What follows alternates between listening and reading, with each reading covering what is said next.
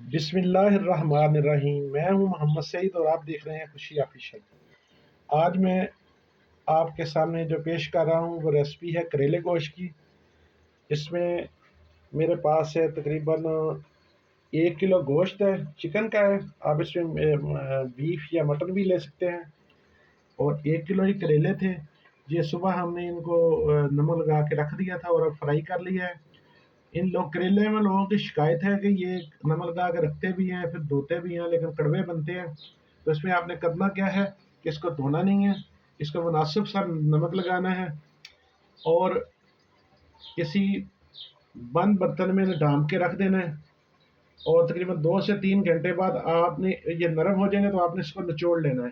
धोना नहीं है, इसका निचोड़ के जो इसका अपना पानी है और नमक है वो निकाल देना है। उसके बाद आपने फ्राई कर लेना है। तो इसके मसालों में क्या है, प्याज है और लहसुन अदरक का पेस्ट है, ये मैंने फ्राई होने के लिए रख दिया है। उसके बाद मेरे पास सब्ज़ मिर्चें और टमाटर हैं। ये एक मैंने ताज़ा सुर्ख मिर्च भी ली है, इसका भी जो है वो कमाल टेस्ट आता है। और उसके बाद दालचीनी है, जीरा है, नमक, सुर्ख मिर्च, काली मिर्च, हल्दी और तकरीबन ये आधा पौ जो है वो दही है हमारे पास। सबसे पहले हमने क्या किया है कि प्याज जो है ये ब्राउन होने के लिए रख दिया है। वही प्याज ब्राउन हो जाएगा, इसे पूरी तरह ब्राउन नहीं करेंगे जिस तरह के चावल की हांडी में करते हैं। इससे लाइट ब्राउन जब हो जाएगा तो हम फिर इसमें ये चिकन डाल देंगे।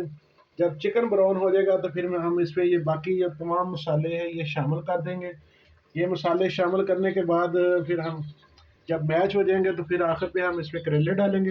करेले डाल के इसको दम नहीं देना, अगर आपने इसको दम दे दिया तो फिर भी करेले कड़वे हो जाते।